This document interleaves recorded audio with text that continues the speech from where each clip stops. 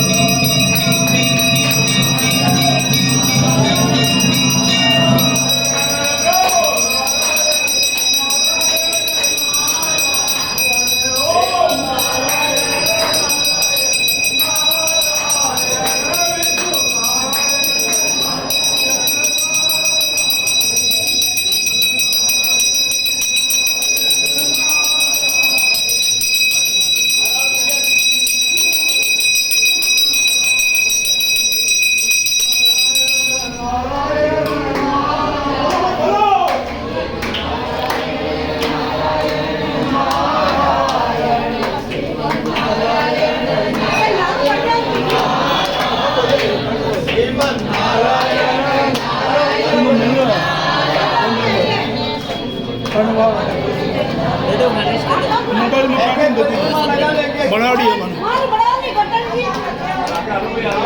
आगे हेलो परिक्रमा दो ओ परिक्रमा इंचार्ज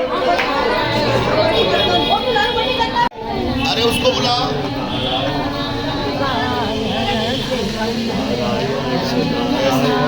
नारायण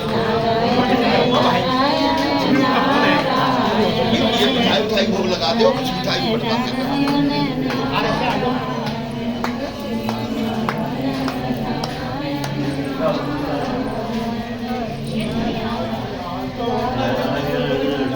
ओम जय जगदीश रे गाय नहीं श्रीमत में आरती ले लेना। नारायण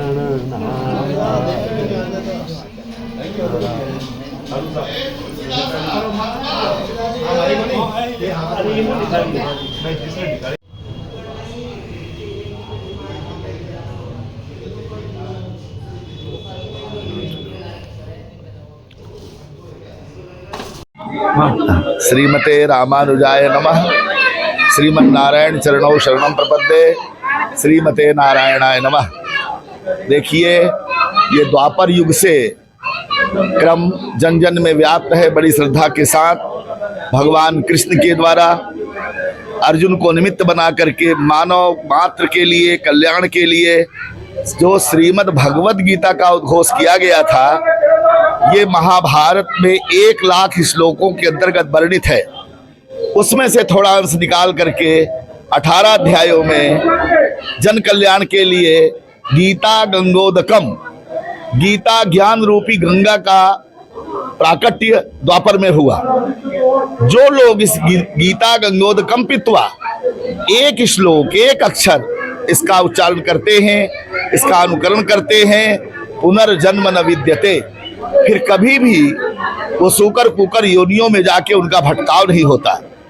अतएव आज ये गोविंद मंदिर में पूरे 18 अध्याय के प्रत्येक श्लोकों से जो आहुति आप सबने दी, ये विश्व कल्याण के लिए है, सत्य सनातन धर्म के वृद्धि के लिए है, और मानव में मानवता समाहित हो, मानव मानव बने, दानवता का परित्याग करे और भगवान के गीतामृत में अर्पण और समर्पण हो जाए, तो निश्चित ही यह कृष्णमय युग हो जाएगा और सबका कल्याण होगा। गीता अमृत का पान करके लोग अमर हो जाएंगे और अपनी इच्छाओं की पूर्ति करके शांति और ठहराव प्राप्त करेंगे। आप सबका गोविंद भगवान की ओर से, हमारे मंदिर के सब परिकरों की ओर से बहुत बहुत आप सबका साधुवाद।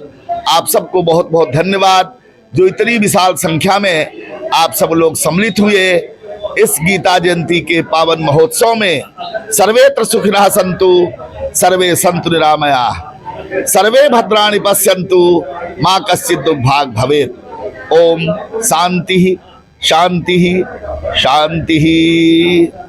गुरुजी, मैं आपसे एक बात जानना चाहूंगा, हिंदू धर्म में गीता जयंती का विशेष महत्व क्या है? हिंदू, पहली बात तो गीता में किसी एक धर्म की बात नहीं है जी। गीता सर्वधर्म की बात है जी। धर्म कोई एक मानव समुदाय का पंथ नहीं है जी। धर्म एक स्वरूप है, विराट स्वरूप है, जिसमें सारा संसार प्राणी मात्र समाया हुआ है। और गीता, अभी अभी मैंने कहा, सुगीता जी, कर्तव्य, जीव मात्र को कर्तव्य का बोध कराता है गीता। और उस कर्तव्य क्या है? सुकर्म और कुकर्म। तो किसको क्या कर्म करना चाहिए, ये गीता का उद्घोष है जी।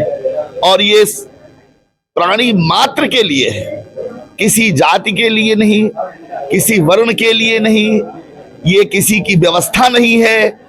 ये मानव जाति के, मानवता के प्रचार के लिए, कर्तव्य बोध के लिए और लक्ष्य की प्राप्ति के लिए गीता का उद्घोष भगवान स्वयं कृष्ण ने अर्जुन को निमित्त बना करके किया है।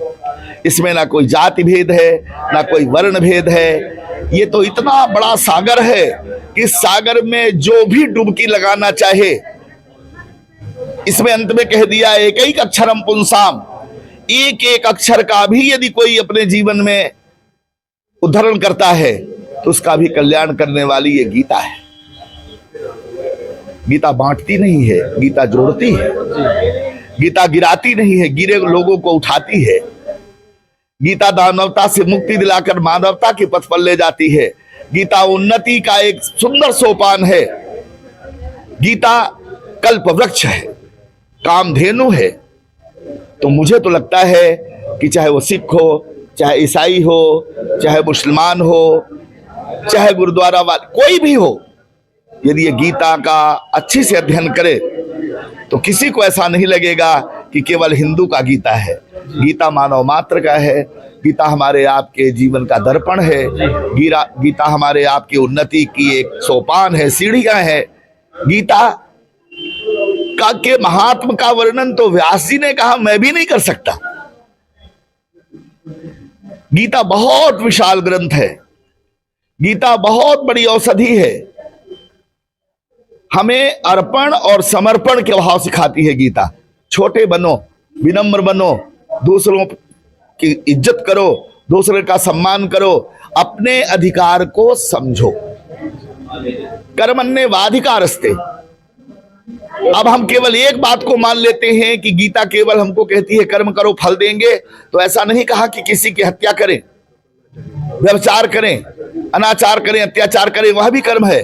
वो कहती है अधिकारस्ते। तुम किस क्षेत्र में हो, तुम्हारा अधिकार क्षेत्र क्या है, ये जानो और उसके अंदर कार्य करो तो फल मैं दूंगा। तो सबसे पहले हमें तो चाहिए कि हम किसी ज्ञानी के द्वारा, किसी संत के पास, या अपने माता पिता के पास, या समाज के मुखिया के पास बैठ के अपने कर्म को जाने, कर्म के अधिकार को जाने, उसे माने, फिर फल की आकांक्षा त्याग करके और भगवान के आश्रित हो जाए। भगवान तो है, चाहे वो कृष्ण के रूप में हो, चाहे वो राम के रूप में हो, चाहे वो प्रकृति के रूप में हो, पर कोई ना कोई सामर्थ्यवान है जो संचालन करता है और उसके हम अधीन हैं। जैसे हम आप मरना नहीं चाहते पर मर जाते हैं। अब केवल यही प्रश्न आप करिए बार बार कि यदि हम हैं तो मरते क्यों हैं और कैसे मर जाते हैं, मरने वाला कौन है, हम बच क्यों नहीं पाते, यदि हम हैं तो क्यों मर जाते हैं। आपको उत्तर मिल जाएगा कि आपसे ज्यादा सामर्थ्यवान कोई है, और जो है वही ईश्वर व सर्वभूताना, उसी को ईश्वर कहते हैं। ईश्वर एक है, एको हम द्वितीयो नास्ति, वो सबका है। और आज तक कोई नहीं समझ पाया कि वो कितना शक्तिशाली है, वो क्या कर सकता है, क्या नहीं कर सकता। इसीलिए उसको करुणा सागर कहते हैं। तुम करुणा के सागर, वो करुणा का सागर है, वो अगोचर है, पालन करने वाला है। तो पालनहार कभी किसी का नुकसान नहीं कर सकता। कभी भी हमारे मन में अश्रद्धा नहीं होनी चाहिए। मैंने अभी कहा, जो हमारे पालनहार हो, जो हमसे ज्यादा सामर्थ्यवान हो, हमारे लिए वह उस समय ईश्वर के रूप में है। मातृ देवो भव, पितृ देवो भव, आचार्य देवो भव, अतिथि देवो भव, ये सब ईश्वर के रूप बतलाए गए। इनमें तर्क वितर्क हम नौजवान हो जाएं, पिताजी हमारे बूढ़े हो जाएं, तो हम उनकी गुणवत्ता को अपनी गुणवत्ता से मत तौलें। हम उनके पुत्र हैं, केवल इस संबंध को कायम रखें। वो हमारे पिता हैं, यदि पिता हैं तो ईश्वर हैं, पूजनीय है, वंदनीय है, सेवनीय है। ऐसा नहीं कि हम जवान हो गए, हम धनवान हो गए, गुणवान हो गए तो वो फिर हमसे त्याज्य हो गए। वो यदि आप कुछ भी बन जाएं, सर्वोच्च पद पर पहुंच जाएं, पर उस पद पर पहुंचाने वाला कोई ना कोई सामर्थ्यवान है, जो हमारे सत्कर्मों के रूप में हमें फल के रूप में वहां बैठा दिया।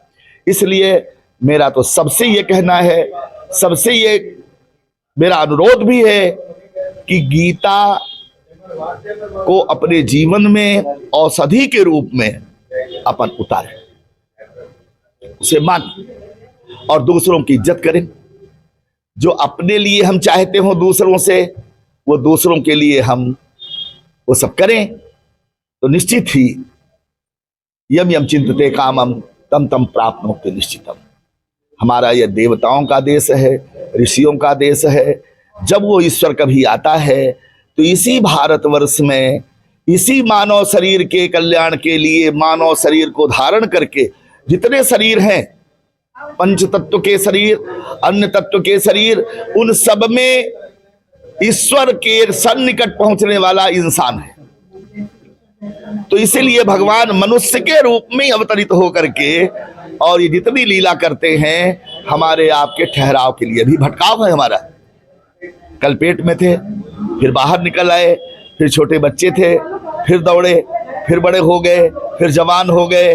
अब जवानी से बुढ़ापा तो नहीं चाहिए किसी को, पर देखिए अपने आप जवानी को बुढ़ापा ठेल देता है, बुढ़ापा अटैक कर देता है। तो ये हमारा ठहराव नहीं है, मर जाना भी ठहराव नहीं है, फिर जन्म होगा।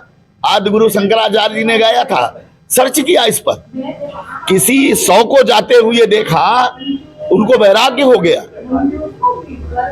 उनने कहा ये क्या हुआ, एक बच्चा पैदा हो रहा है, एक रो रहा है, एक किसी का गला दबा रहा है, और एक 4 लोगों के कंधे पर जा रहा है। शंकर जी के सामने लगे रोने, लगे चिल्लाने, और निर्वेद हो गए। बोले कि पुनरपि जननम पुनरपि मरणम पुनरपि जननी जठरे शयनम। अरे प्रलयंकर, आप तो मृत्युम मृत्युम नमाम्य हम, आप मृत्युंजय हैं, पर मैं ये क्या देख रहा हूं, इस शरीर की ये दुर्दशा, ये अवस्था। तो पुनरपि जननम पुनरपि मरणम, फिर से जन्म लेना, फिर जवान होना, फिर बूढ़ा हो जाना, फिर मर जाना, फिर शमशान में जाना, ये तो चलता रहेगा। तो ठहराव कब है इस जीव को? तब उनसे आवाज निकली, सारा अंतरिक्ष गूंज गया। साधक ने सुना, भज गोविंदम गोविंदम भज मूढ़ मते। यदि ठहराव चाहते हो तो मेरा संदेश दो कि केवल का भज ही एक ऐसा देव ठहराव लाए। गोविंद आप लोग आए, हम आपको मिले और दूर हो जाए भगवान की कृपा। इसी के साथ से आपका कल्याण। और ये जो चढ़ा ये गोपाल तो बहुत के पात्र हैं। 1 महीना से ये पहले से हैं लोग,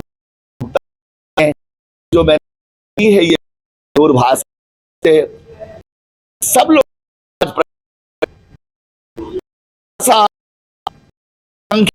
चाहिए। उदम्बा है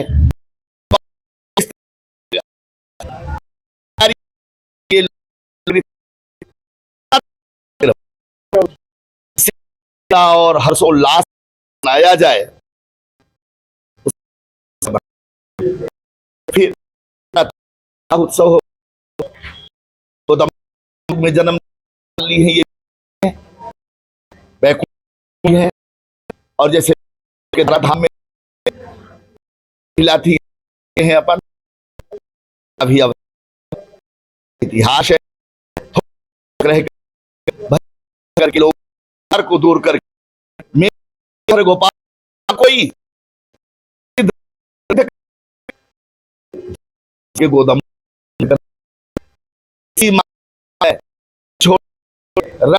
को जो है में का भोग लगता है ही कोई उस बेवा कोई